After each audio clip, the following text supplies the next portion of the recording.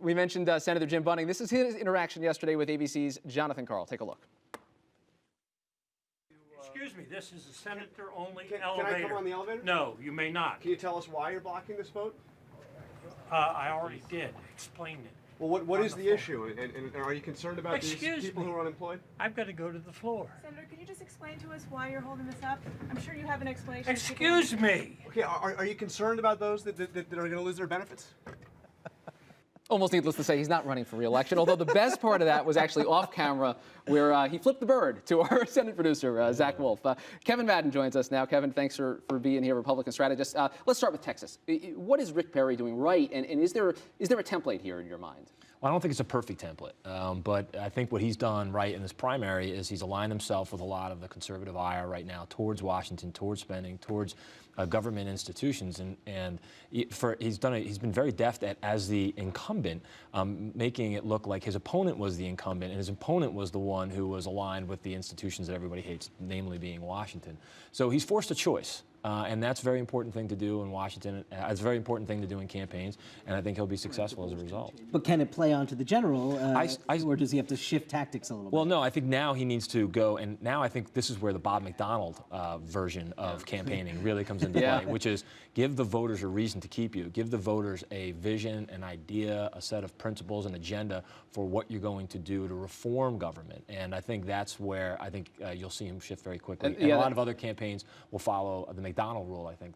That was our question today on top line on Twitter. Does Rick Perry provide a template for other candidates? And one answer we got from @JeffersonObama, I don't think he's related to Barack Obama, but I'm not sure. Perry narrative is the government doesn't work. I have no D.C. connections. I want to go to D.C., make sure government fails. That equals GOP win-win. But does it equal a win-win, particularly in the general election? It's one thing to have this kind of line in a primary, but that's not necessarily the message you need to carry a statewide voter pool. Well, I think the most important thing, and we've had this conversation before, was that the Republican Party always flourished when it was the party of reform and it was the party of ideas.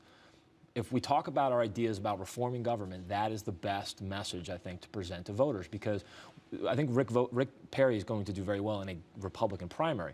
But the key to winning all these elections is the independents, and you have to give independents a reason to vote for you versus just against the other guy. Jim Bunning, is he a headache for Republicans right now?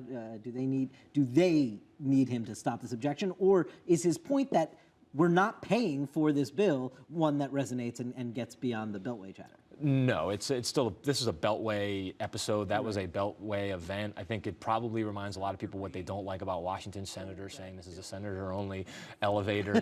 But again, this is something that we talk about a lot. 95% of America doesn't understand. But Democrats love having a villain in this. Sure, yeah. In this story, it's good for folks up on Capitol Hill who want to capture a moment and show what's wrong with Washington. But I don't think it really has much staying power. Briefly, Kevin, Mitt Romney's book. Tell us why we should buy it. You're a former campaign aide and still an advisor to Mitt Romney. What's behind this, and what is the governor trying to accomplish? Look, I think a lot of people always complain that politicians never worry about the issues and they never talk about the important things that really matter. This is a book about important things that really matter. It's about big things. This is not about YouTube videos. This is not about the behind the stage, or behind the curtains of campaigns. This is about the big challenges that America faces. I joked with the governor that it was like packing 4 years of college into one book.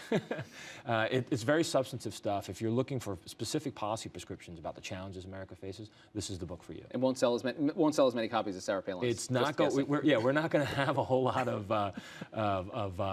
funny sound bites and quotes about this thing. But there will be a Letterman versus Leno event tonight with Romney on Letterman and Palin on Leno. That's where the funny sound bites. Birthday boy, Kevin Madden. Thanks. Happy birthday, sir. Still in my 30s. That's right. Just so everyone's clear. No rounding up. We're glad that you spent it with us, or at least part of it with us. Record number of Ricks today. I don't think we've ever had a show that had quite as many. See you tomorrow.